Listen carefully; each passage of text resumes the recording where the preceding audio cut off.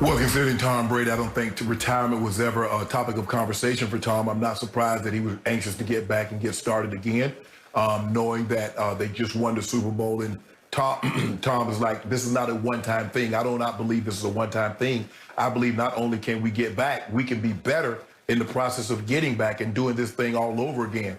I'm also not surprised that Clyde Christensen told this to the St. Petersburg Times. I think that's or the Tampa Tribune or whichever paper it was. I'm not surprised, which would further the narrative that Tom Brady, no days off. Oh, Tom Brady, all he cares about is yada, yada, yada.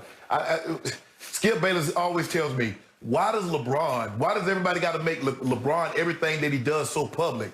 I asked that very question. Why does everything now when Tom was doing this, Tom had a famous saying when they asked Tom, what's your favorite ring? He would say, the next one. That was about it.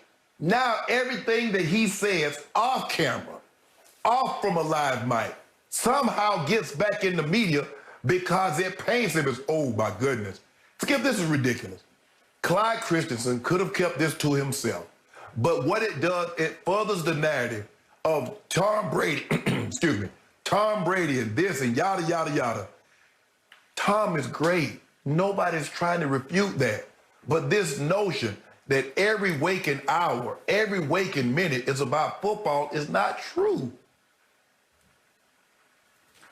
So, Shannon Sharp, it sounds like Tom Brady continues to haunt and torment you even through the offseason. Am I right about that?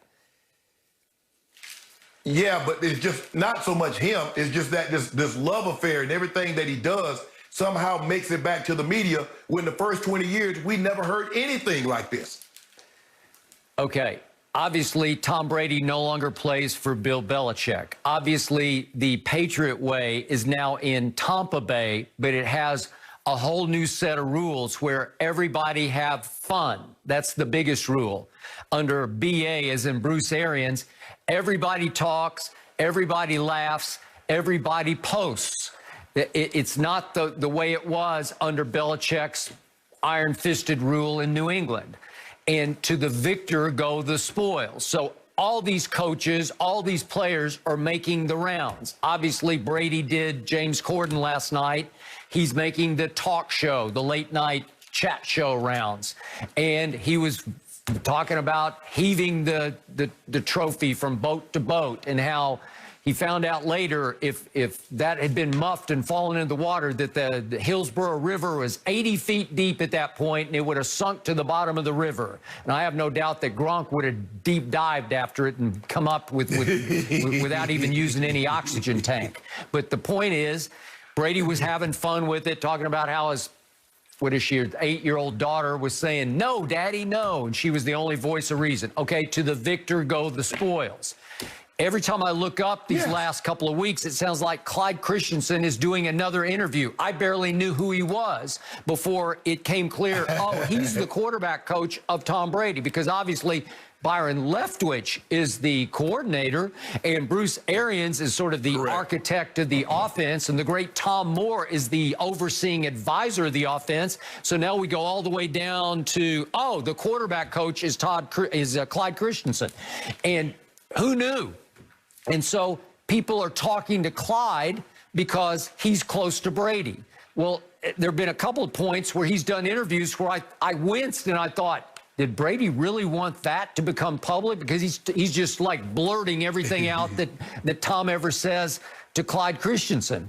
Well, okay, there's no harm in what he said about the Peyton Manning situation. Okay, but I thought it was kind of cool. You're talking about the Peyton Manning situation? Yeah, about the Peyton Manning. That's correct. And in this case, I did think, you know, sue me if you want to, but I thought it was pretty cool that Brady woke up after like 2 hours of sleep and thought, I never even saw Clyde last night. I didn't tell him thank you, because Brady's big on thanking his coaches because that's the way he was raised. And I'm not going to condemn that. I don't think it's phony baloney. I think he really thought, I never hugged Clyde last night. I never said a word to him. So he FaceTimes him and says, hey, thanks for all you did. It was a great run we had, but hey, I've been thinking about it. I think we can be better next year. What did Brady say before the Super Bowl in one of those Zoom interviews that he did, Yes. the week before, he said, I think we can be better. And we did that topic here. I agree. Right? And I do believe that he believes agree, with Skip. all his heart and soul they can be better just on continuity, just on repetition, because they got thrown together last year on the fly. They didn't get AB until they were 6-2. And surely if they can keep the bulk of the team, 95% of the team together, yeah, just on repetition, they're going to be a little bit better next year. So I don't have a big problem with this. And sounds like Clyde Christensen is enjoying his 15 minutes of fame. Yeah, I agree, Skip. But if you remember, Peyton Manning, his first year in Denver, they went from 8-8 and win the division and went to 13-3, and then they lost in the divisional round. And then Peyton came back the next year and threw 55 touchdowns with over 5,400 yards, and then they went to the Super Bowl, although they lost, and then they followed that up again and went back a couple of years later. So I do believe this offense can get better.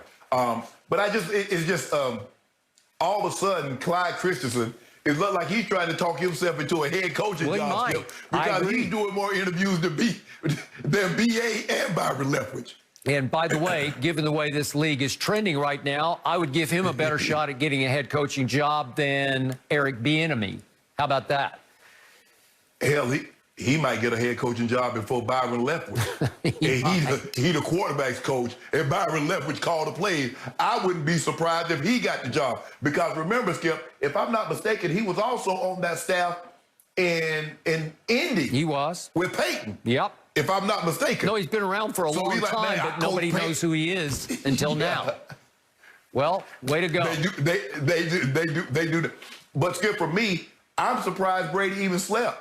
Because I don't even remember sleeping after winning the Super Bowl. Because your emotions are so high, even after you've done it 3 times. Even the first time, I definitely didn't sleep. But even after the next 2, Skip, you still man, we did this thing again. Yep. Again. I mean, so I'm surprised he even dozed off for 2 hours.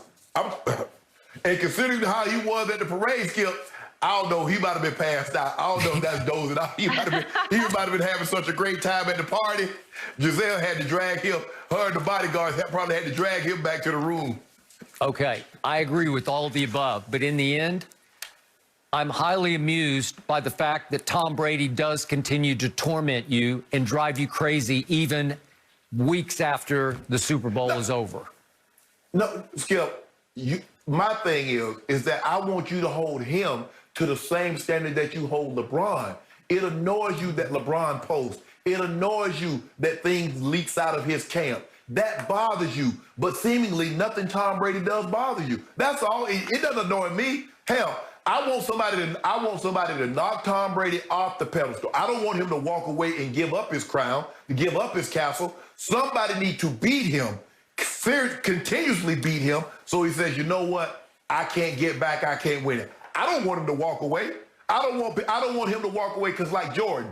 Because, see, when Jordan walked away, people actually believe he could have won 8 in a row. Yeah. Well, if Tom walks away, people are like, man, he could have won 9, he could have won 8, 9, who knows, he might have won 10. So, no, I want someone to beat Tom and make him go away. I don't want him to walk away. No, I want him to stay. And if you can't beat it, you can't beat him. But I don't want Tom Brady to walk away. Well, Shannon, I will say this in conclusion.